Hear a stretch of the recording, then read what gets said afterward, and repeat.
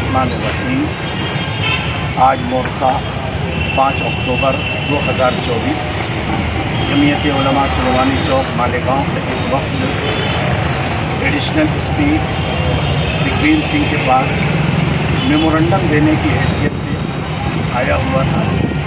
2-3 दिनों कबल एक महंत के ज़रिए नबी पाक सल्लल्लाहु अलैहि वसल्लम की शान अक़दस में जो गुस्ताखी की गई और बेअदबी की गई, उसी के सद्देबाब और रुकावट को पैदा करने के लिए जमीयत सुलेमानी चौक का वक्त आया था। हमने एडिशनल एसपी साहब के पास भी बहुत सारी बातें की हैं, मेमोरेंडम के ज़रिए से तहरीरी तौर पर भी दी है। मज़हब इस्लाम ऐसा इत्तेदाल वाला मज़हब है जिसमें हर तरह के भेदभाव, जुल्म, तशद्दुद, जबर, इस्तिबदाद से लोगों को रोका गया है। मज़हब इस्लाम की और नबी पाक सल्लल्लाहु अलैहि वसल्लम की तालीम तो ये है कि बिलों में रहने वाली चींटियों को भी ना मारा जाए, कीड़े मकोड़ों को भी ना मारा जाए, चलती हुई चींटियों को भी ना जलाया जाए, बहते हुए पानी के अंदर पेशाब पाखाना ना किया जाए ताकि किसी को तकलीफ़ ना हो। इसी तरीके से फलदार और सायादार दरख्तों को काटा ना जाए ताकि लोग, राहगीर, मुसाफिर आकर उस सायेदार दरख्त से फ़ायदा उठा सकें।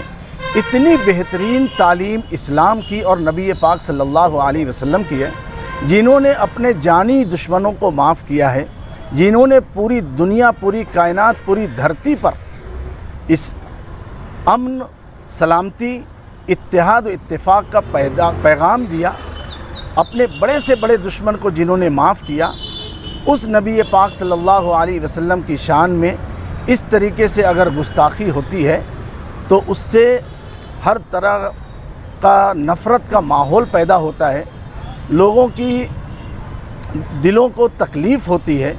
इसलिए जमीयत सुलेमानी चौक का वफ़द आया था।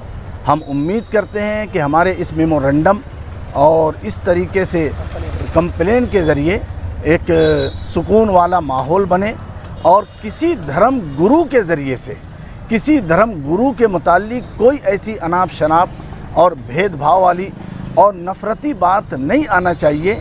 ये हम शहर मालेगांव के पुलिस महकमे से भी गुजारिश करते हैं। इसी तरीके से हमारा मुल्क भारत अमन व सुकून का गहवारा बने, इत्तेहाद व इत्तेफाक से हर धर्म के लोग यहाँ पे ज़िंदगी बसर करें। ऐसी जमीयत उलमा सुलेमानी चौक की तमाम तर मज़ाहिब के मानने वालों से अपील और गुजारिश है। खुदा हाफिज़।